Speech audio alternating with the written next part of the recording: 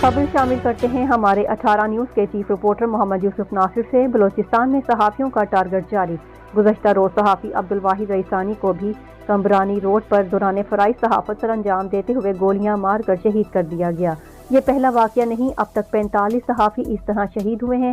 افسوس تو افسوس، ہر حکومت صرف وعدے کرتے ہیں، صحافیوں کے قاتلوں کو گرفتار کرنے میں مکمل ناکام ہوئے۔ بارہا بلوچستان اسمبلی سے صحافی برادری احتجاج نکل کر بائیکاٹ کرتے ہیں۔